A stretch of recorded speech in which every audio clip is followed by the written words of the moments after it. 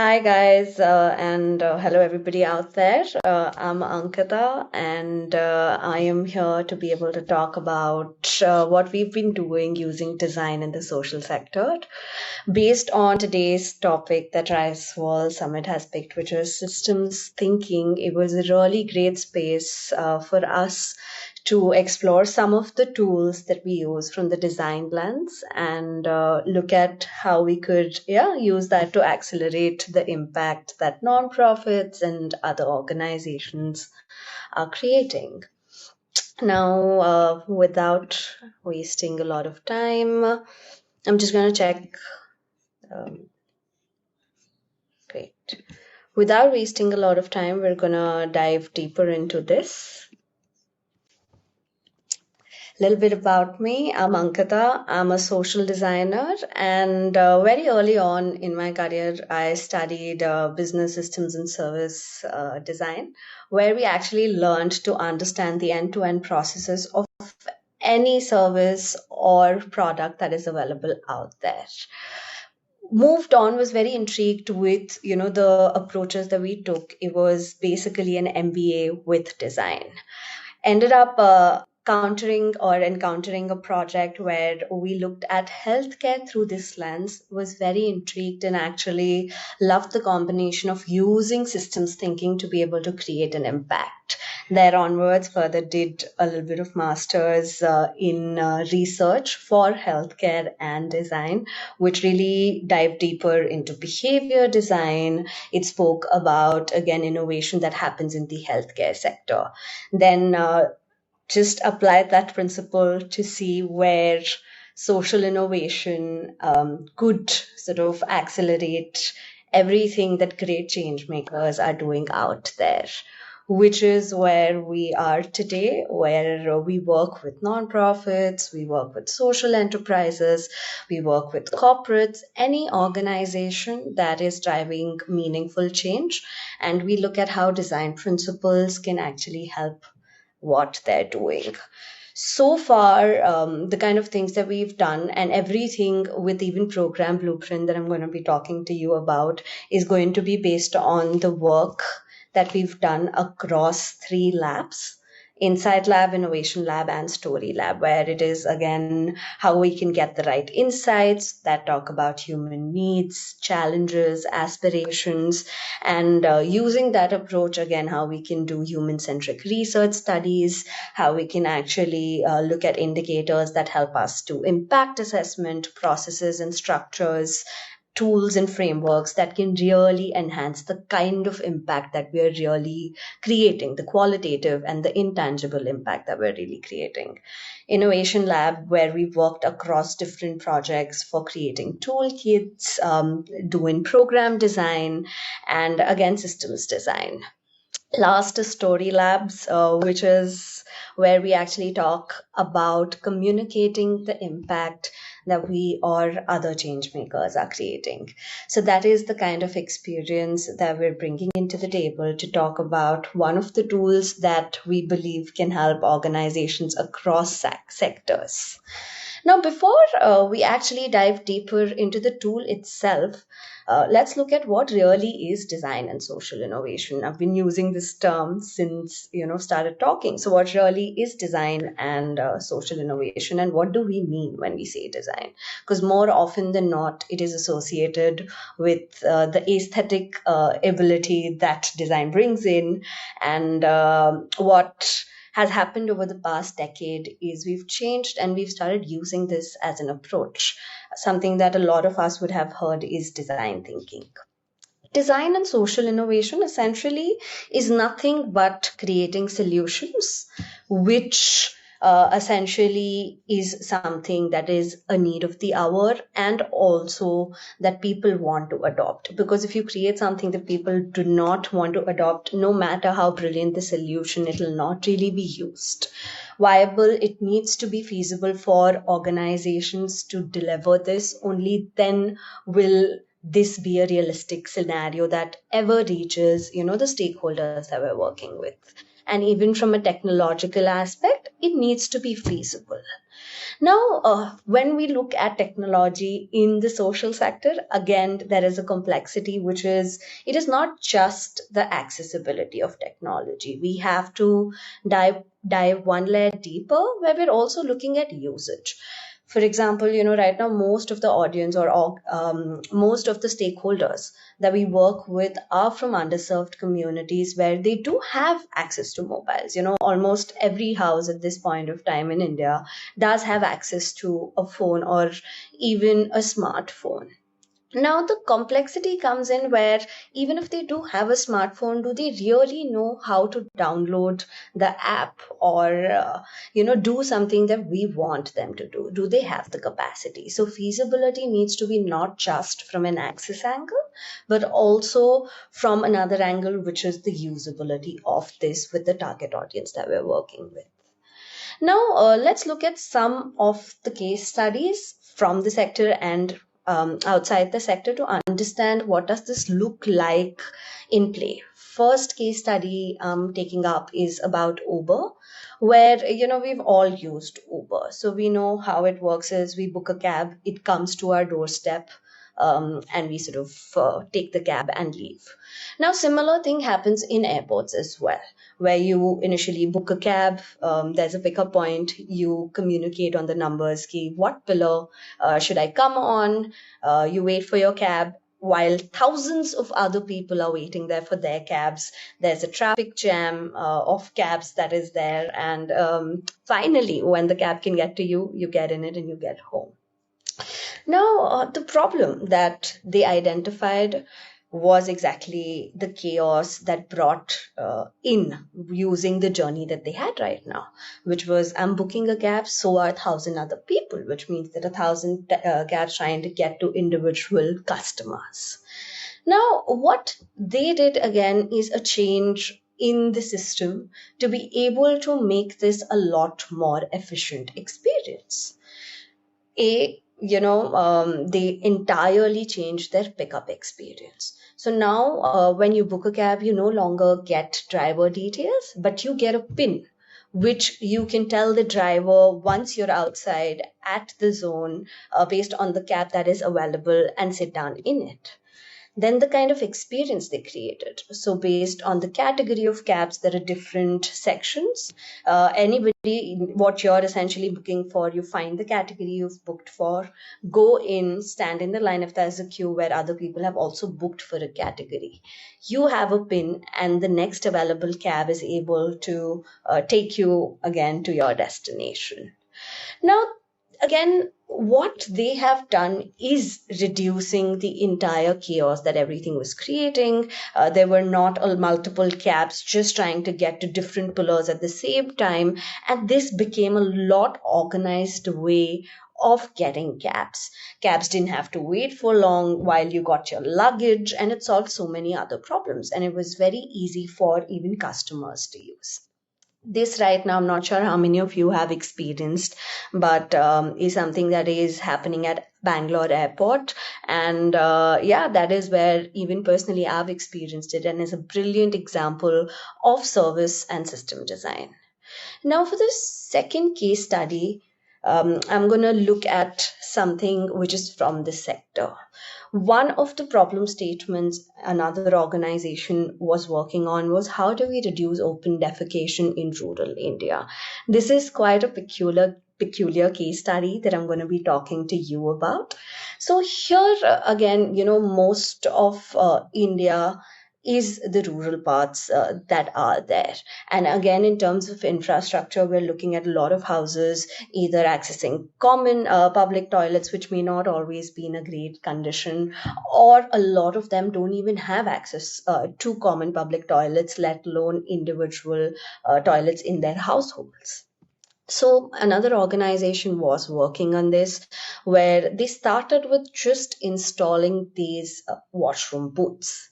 Now, one may think that this would have solved the problem because the gap that was identified was access to washrooms. But funnily enough, what the community members really used this for was just storing things and putting this. Now, the government department that was working on this was completely confused. The people who had done and implemented this entire thing were really, really confused. So what they realized was they went to the ground and they started looking up at who really was using, even what was the open defecation journey like. Now, again, like I mentioned, it is one of the peculiar cases that we've come across in the sector. So they realized it was majorly women, and they would go to the farms nearby and they would go in groups once they had finished their morning chores. And this was basically a group activity where they would go in, and this was also a time for them to be able to talk to each other, as again, peculiar as it sounds. And this was the only time that they were also getting to see each other. So when they actually dived deeper into this and understood that, okay, our target audience is women majorly because men are at work and they're able to use washrooms there, they are going as a group. This is also the time where they're networking, and the washrooms that they'd installed was breaking their entire experience. And the way they were used to defecating was also kind of facing each other while having conversations. So this was technically a way for them to connect and also have a conversation with each other. And this was the only time that they got, because other than that, they were really busy with their household chores and things that they had to take care of along with their kids, and the duties that they were sort of taking care of in their households. So what the team did was looked at, okay, what is the experience we want to give them and how do we change that? So here, as you can see, they came up with a circular model of multiple toilets in the same building, and the women would be able to face each other, have a conversation, and retain the experience that they were actually used to having while they were using farms. And this actually sort of really enabled the women to be able to use washrooms. They were no longer used for storage, and more than 80% of the women started using the toilet over going to farms. So here again, if you look at it, the three sort of values that we were talking about, desirable was a key aspect in the second case study that we looked at, where the washroom was a good solution. It is the same solution, but it was just not desirable to them because they were used to a certain kind of an experience, and this solution was not catering to that. And the minute these were fit in an experience where they were relatable to them, the percentages and the data speaks for itself. Now, the second part again being it needs to be feasible for us to be able to implement this. And how do we again do that is by understanding the limitations of organization, which is going to be implementing this along with multiple stakeholders that are a part of this. Now, let's look at what were the approaches that they've followed. We've looked at what are the three key things that we need to keep in mind while we talk about design and social innovation. We've looked at some examples. Now, how did they really go ahead about this? So if you'll see, the first key thing is the problem statement.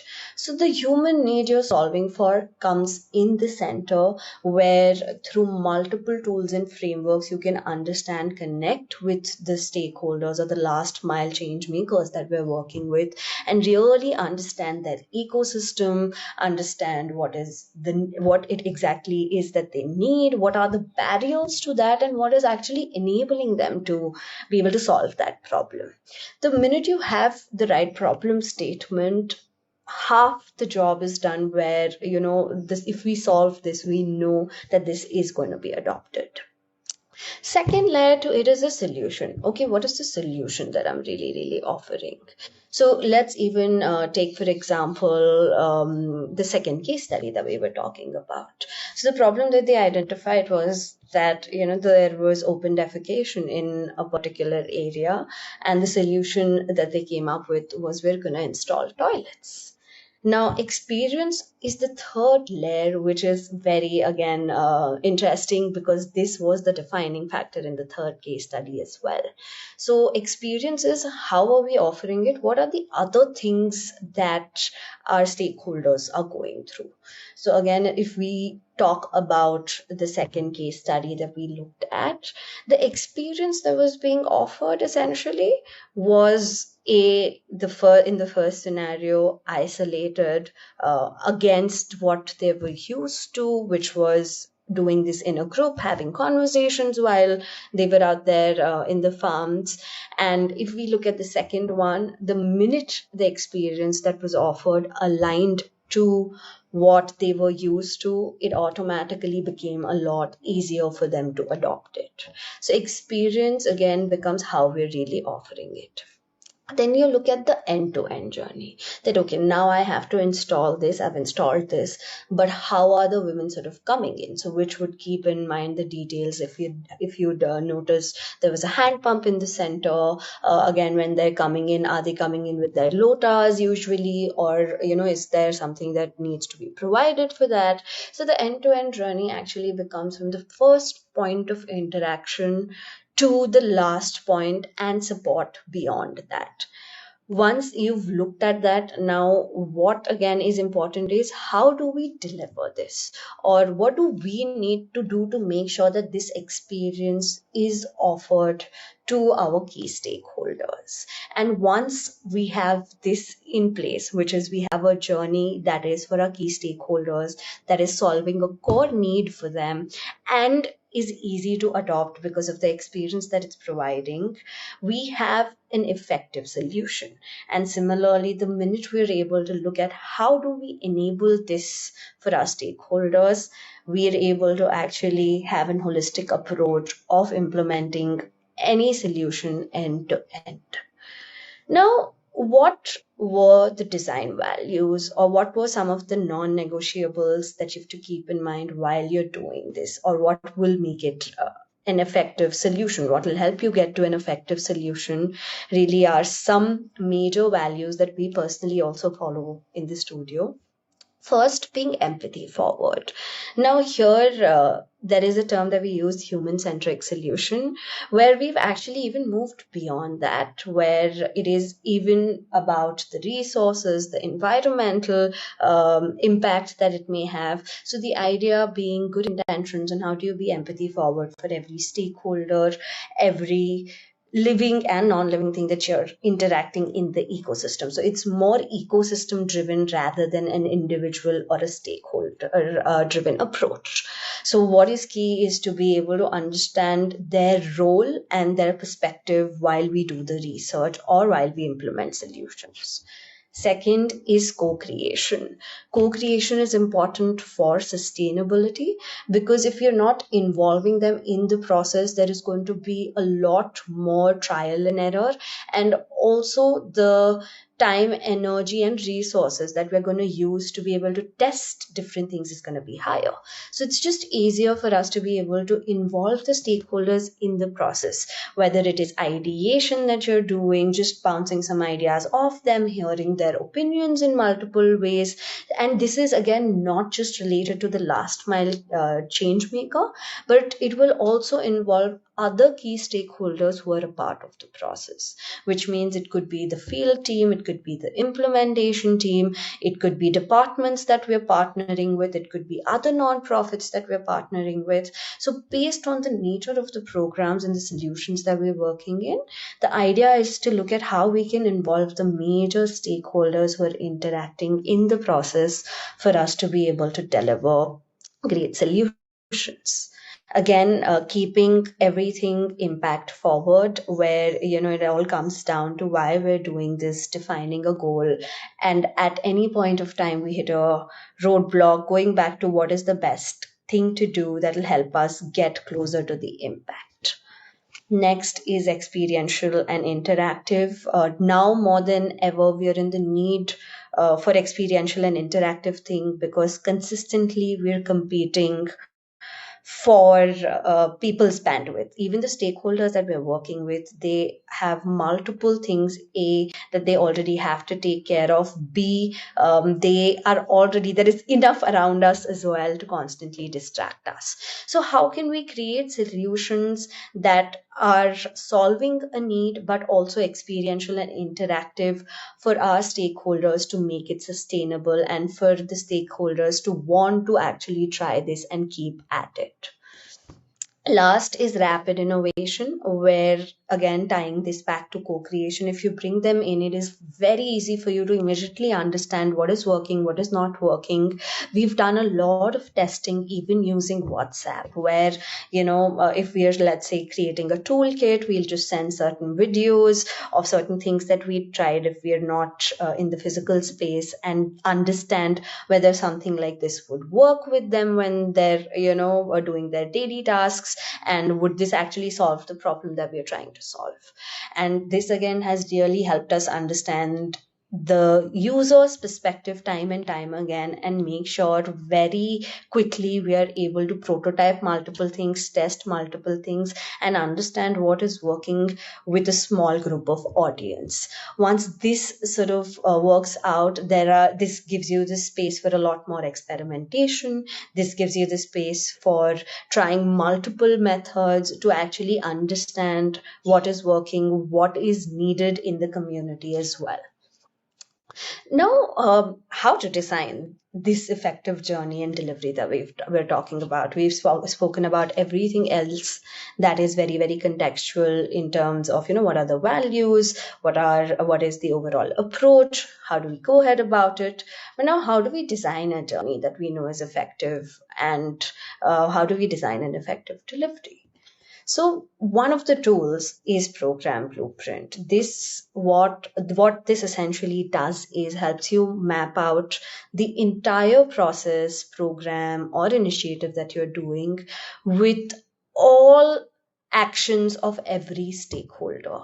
So there are multiple stakeholders, and again, we are a part of a very, very wicked system where any single thing we do affects the users or the communities we're working with, and multiple aspects of their life are impacted, not just what we're trying to solve. And again, they're in a complex ecosystem where they are looking to be able to access good healthcare, they're looking at being able to access good education, and these are people that we're talking about of such socioeconomic background as well. So understanding that, and while we are delivering solutions, the other part, which is the social sector itself, is a very complex ecosystem where you're looking to work with multiple stakeholders of multiple organizations. So how do you actually account for this social network that, or the social ecosystem that exists of our communities and of the organizations that are actually trying to solve the problems? This is a great tool to actually have everything in one place and understand multiple processes, actions that are happening at multiple level that enables the final change that we're looking at. Diving a little bit deeper, so what really is a program blueprint? A program blueprint is a framework basically that, like we discussed, is able to display the entire process of program initiative delivery. So what again it does is it has a key stakeholder that you've identified. More often than not, it is the last mile change maker that we are working with in the communities that we're working with, and we define their action. In some cases, it could also be from a systemic lens if we are trying to, let's say, create better curriculums at schools. So schools would be one of the key sort of institutions, and a major POC from the school would be a key stakeholder to enable this. Now, again, what we do is we understand what our key stakeholders' journey is.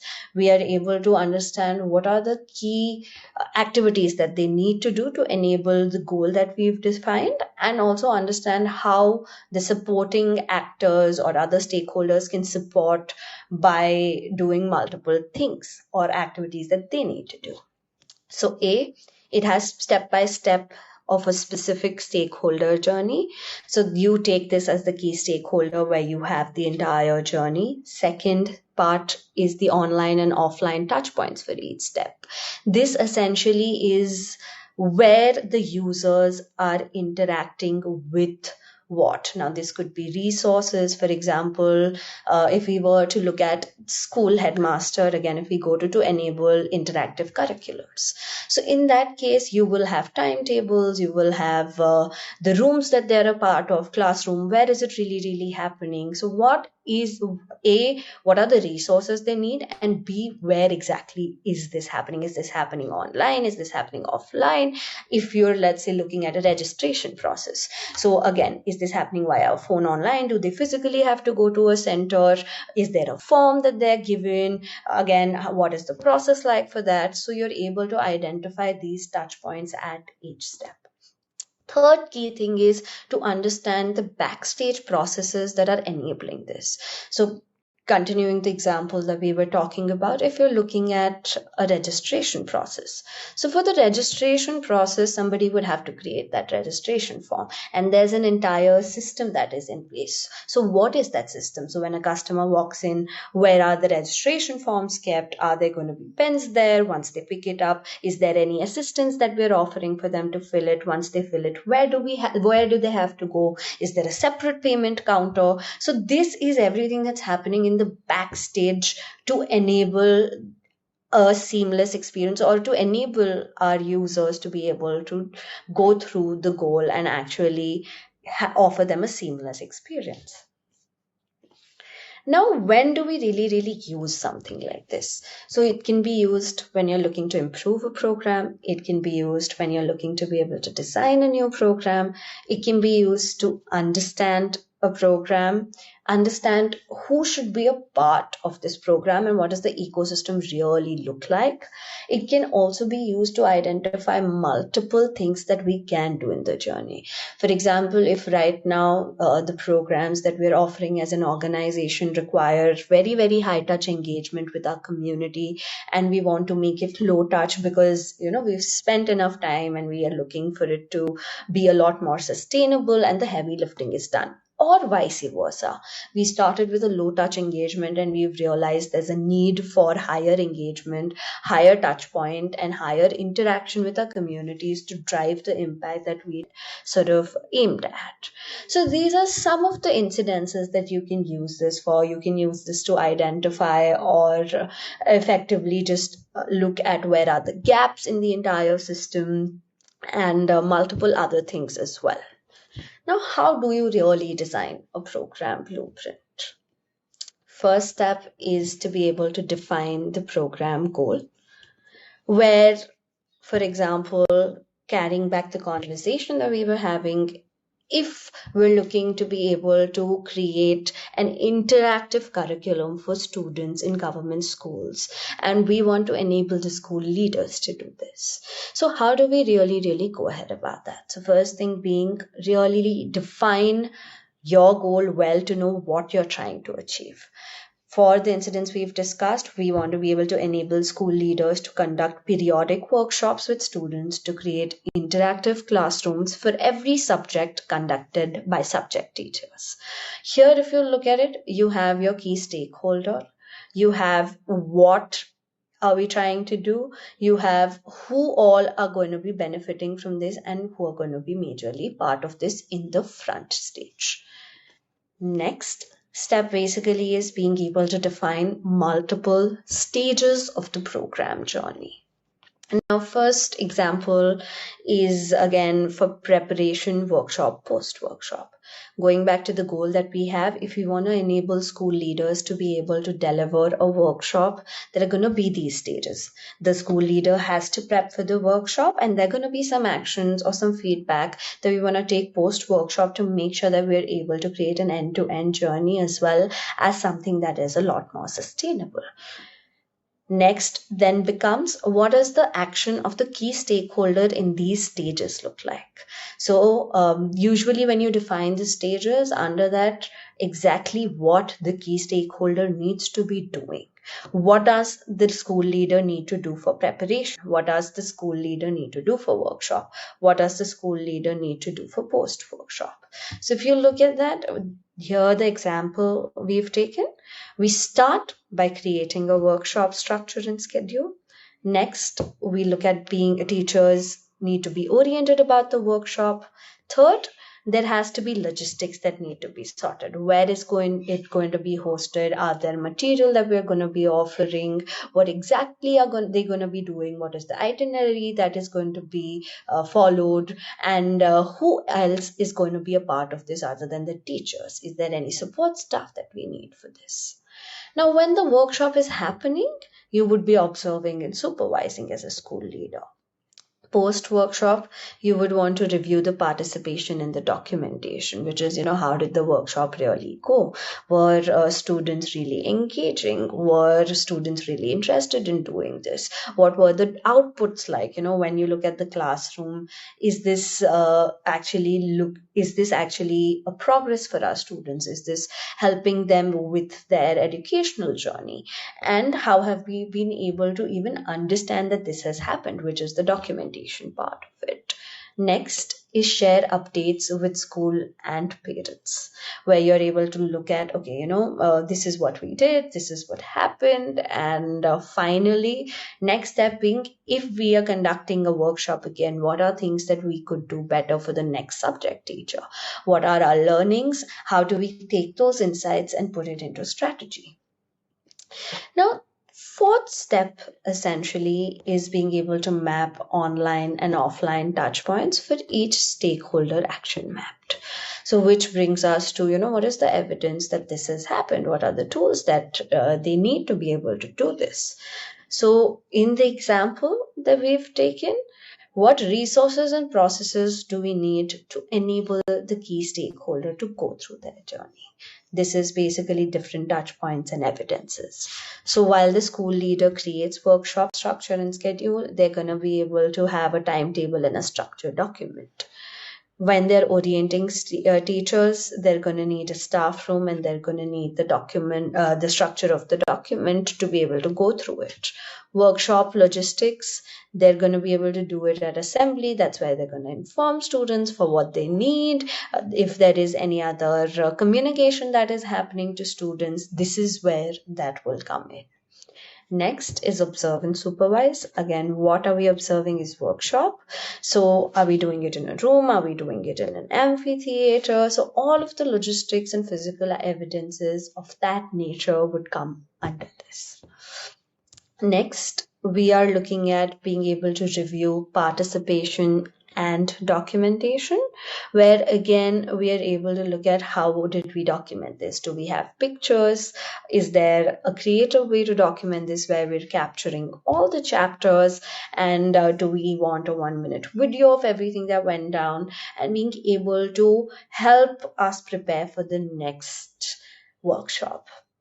Next, everything that you've documented, how do you want to share it with school? How do you want to share it with the parents of the students? Sort of putting that down. So again, we're going to be doing it at assembly and parent-teacher meet.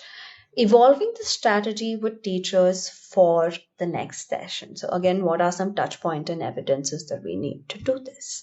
Here, we want to be able to do it in a staff room. We want to be able to do it at principal's office. The idea being every resource or process that you need to enable the key stakeholder for each of the action in the journey that you've mapped. Moving ahead, the next step essentially is being able to map all supporting stakeholders that are involved in front stage and backstage. Now, again, when you look at what we're really trying to do, we have multiple teams that are a part of this. Now, in our scenario, we have school leaders. There are going to be every stakeholder of the school, including teachers, supervisors, students, parents that are going to be involved at some level. Similarly, to enable this, there's a backstage processes that are happening. We have our field teams, we have our program teams, we have our communication teams. So this essentially is where you map down who all are actively contributing or are a part of the entire journey, or who all are the part of the program that we're really looking at. And what we are going to be going through is a very simple version of this, where we've taken one front stage and one back end stakeholder. But when we actually get down to doing this depends on the number of stakeholders that are a part of the entire program. A, anybody who's actively contributing, or B, anybody who is actually involved or experiencing the program would be mapped in front stage and backstage. Front stage essentially is anything from community's lens, anything from the community that is relatives, families, friends, anybody who is directly or indirectly affected by this and actively contributing or experiencing the program would be a part of front stage. And backstage would be anybody from the organization or the ecosystem delivering the program is a part of this. This could include government organizations, this could include our other non-profit partners, this could include any social enterprise that we're working with, and even under that, the teams that are actively involved. So it is always important to not just mention the institute, but also who from that institute, or what kind of role are the people playing when they are a part of this program. Just for another example here, we started with school leader. So if you'll see front stage, we've mapped out for teacher. There'd also be students here, there'd also be parents here. And beyond line of visibility becomes backstage. This again, entire framework has been adapted by something called service blueprint. And line of visibility is nothing but for you to be able to identify everything above this is front stage process and involves front stage stakeholders, and everything below this is a part of back end process and involves back end stakeholders. Now, once you've mapped all of these out, so even similarly in the back end, you would have field team, there would be tech team if they're a part of this, other government institutes if they're a part of this, other non-profits that we're working with, based on who are again the key stakeholders who are a part of your ecosystem. So you map out all supporting stakeholders. Once you've mapped out these supporting stakeholders that would enable a key stakeholder to conduct the entire program effectively, next we map out actions for each of them. So now when we're mapping out action for each of them, it doesn't necessarily have to mean that they'd be a part of every action, but the idea being, can we map at what action that involvement is required and what is this involvement?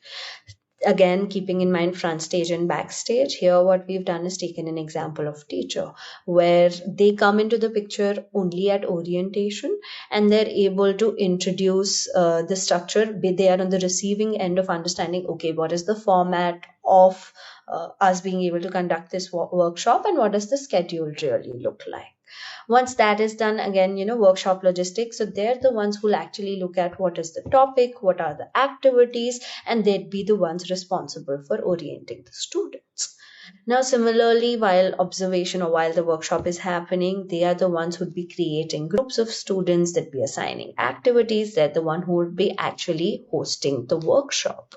So here, again, keep in mind, we've just use this as reference and this is a very simple version, but the minute there are more stakeholders involved, all of that would also come in here. So even when you're putting in students interaction would only start with the orientation for them, which is workshop logistics and announcements. So that majorly be part here. Next would be observe and supervise. So that'd be the one actually participating, creating interactive classrooms, and what all goes into it would be defined, whether they're cutting magazines. So whatever's the main agenda of the workshop would be something that we'd be looking at when we look at what the students are doing. Similarly, for teachers continuing the journey, when the workshop is done, they're able to do the documentation, have a conversation with the principal and the school leaders of this is what exactly happened and this is how it went. Finally, at the end, be able to look at feedback and have an insight sharing session where they're able to evolve this better. Now, here, similarly, when we look at backend, like I mentioned, field team, program team, design team, tech team, you need to understand who is playing major roles and actively contributing to map those. For each program or for each solution, there are different stakeholders. So, keeping that in mind is what we look at. Who are the stakeholders that come in and what are they exactly doing throughout the journey? So, when we look at the program team, while orientation, let's say the program team is enabling them to be able to help them create and deliver presentations, or they're able to help them with systems. When workshop logistics and announcements come in, they're able to send nudges that can help them communicate, or this is just a check in nudge where, hey, how are you doing? Do you need any support? But being able to understand at each step what are we offering or how are we setting systems that enable the main key stakeholder to do the action efficiently. Again, while observation and supervision happens, the program team can help them with feedback forms or a structure for how you can look at getting feedback from students, from teachers, how you could actually measure how helpful or impactful this was. This can actually have the monitoring evaluation strategy that we are able to provide to schools at this point to again make this sustainable. Similarly, when review happens, we are able to offer them templates, checklists. Now, this again is very specific to each program based on each organization and what they're offering to their key stakeholder. Some could be high touch, some could be low touch, based on what kind of engagement you have, how many stakeholders are a part of it. You define each of their actions at relevant journey touch points. Now, we're almost towards the end of this, where we've done step 6, and we've actually looked at how we could map actions for each of these supporting stakeholders. This is an overview before we go to the last step of what a comprehensive and a very small version of a program blueprint would look like. We will do a quick recap. We started with defining the stages. So, to be able to enable the school leader to create interactive classrooms using workshops, there is a preparation stage, there is a workshop stage, and there's a post workshop stage. For preparation, the school leader needs to be able to create what this workshop would look like and schedule this. They need to be able to orient teachers. What are the logistics of solving this? What are the next stages, or what are the next action steps that they're doing, and what exactly is happening in the journey? Next, we've looked at touch point and evidences. What is happening at each of these actions or journey touch points, like we've discussed, in terms of physical evidence, tools, resources that we can map out. So, for being able to create workshop structured and schedule, there are timetable and structured document. This could be Google document. You can define, if the program team or if we are offering them templates for this, that would be mapped at a program team level. Similarly, for each touch point, mapping physical evidences for each action, mapping touch points is very, very, whether this is online or offline, very important to look at who is responsible for that touch point next. Again, similarly, you have front end or front stage stakeholders and processes. Here, anybody who is at the receiving end of the experience or a part of the community who's involved or the ecosystem that we're trying to solve for, that would come in front stage. There's a line of visibility, which means beyond this, everything is backstage. In backstage, we are mapping out all stakeholders that are a part of delivering or implementing the program. All active stakeholders, from our partners, from again government departments, from there to other organizations that we're working with, and also teams of these organizations, including our teams that are a part of it, whether it's the field team, the tech team, the program team, or the design team. Similarly, we're looking at what do we need to do to enable all of this. So, do we need to provide templates, checklists, nudges, feedbacks, or just check-ins? So, whatever is needed, we're able to offer this.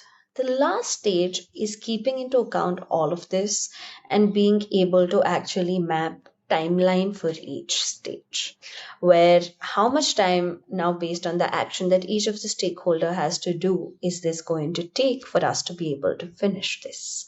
Secondly, how long or how does the workshop look like? Is it just a 2 hour format? Is it 2 full day format? Thinking about all of that and adding that here. Similarly, post workshop, how much time do I need to evolve? How much time do I need to document? How much time do I need to be able to do all SOPs or processes that are a part of the post workshop stage? Now, again, based on what we have, we've put down 1 week. And this is a great example again for how we could look at implementing programs, improving programs that we're doing, identifying touch points. So this doesn't just have to be for new programs that we want to implement. We can be using this for existing programs, mapping things as is and actually identifying, okay, this is where the gap is. From orientation to workshop, a lot of confusion is there. Teachers don't exactly know what announcements to make, and how can we then enable this. So this can also be a great tool to help you identify different touch points where you can actually understand where there are gaps and how to solve for this. This is basically everything we're doing in detail, step by step, like a very, very microscopic view of our programs at different levels from different stakeholders' perspective. This is a great tool to understand whether this is sustainable or no, and what are some things which are certain actions which are high effort, low effort, and multiple things like that. So based on the need, you could use this to understand any system. You could use this to look at what are different things we can make better for our users, for our communities. This could be used to be able to make our systems efficient. This could be used to identify where there's a need of new intervention or new processes, or even just understand whether what we are doing is sustainable or no. So that brings us to the end of the conversation today. I'm going to leave the stage open for any conversations, any questions, and anything that we have next. So if that brings us to the end of it, I am going to close with sharing a little bit about contact details. If there is anything that anybody would want to take further, please feel free to reach out at my personal email ID, ankita@socialinnovationstudio.com. If you see something that you like that you'd want to explore with the studio, please do reach out. And we have our portfolio and profile available on our website, www.socialinnovationstudio.com. Hope this was helpful, and looking forward to co-creating impact.